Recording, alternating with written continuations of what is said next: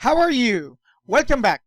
Here, we are going to consider these two given functions. F of x is equal to x plus 7 and g of x is 3 minus 2x. And let us try to determine the composite functions which involve them. Let's start with this notation.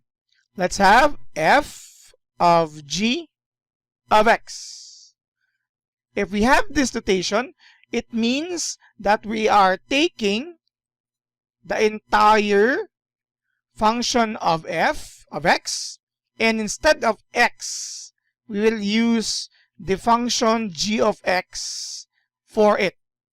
This would mean we are going to substitute the x in our f of x using the entire function of g of x. This would mean instead of x plus 7, which is the function of we have f of x, we will be, again, instead of x plus 7, this value of x will become the entire g of x. And g of x is given as 3 minus 2x.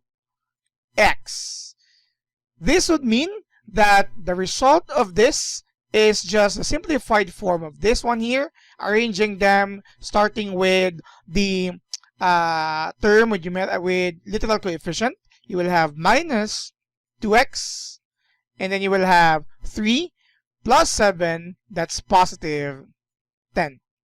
This is f of g of x using the given function. Now, what if we'll have g of f of x? We started with the g of x, and instead of the x on that given function, we'll be using the entire function of f of x.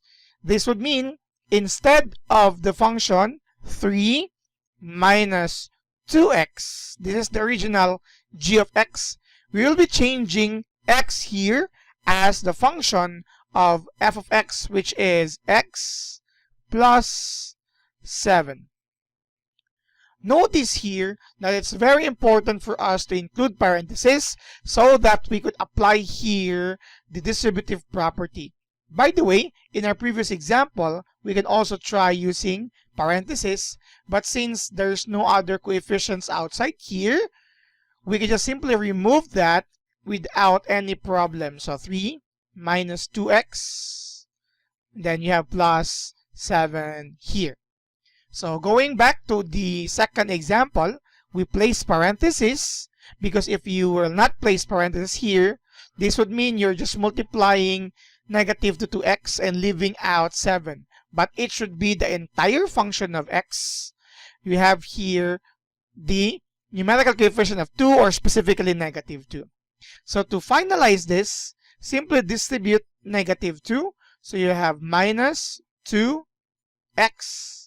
And when you distribute it here, you will have negative 2 times positive 7. You have minus 14. And then the final result for the g of f of x using the two given functions is a simplified form of this. We'll start with minus 2x. Then 3 minus 14 is negative 11. So these are the results for the first two composite functions, or composite operations here, of the two given functions. That's all for today. You're dismissed. And please do not forget to subscribe now.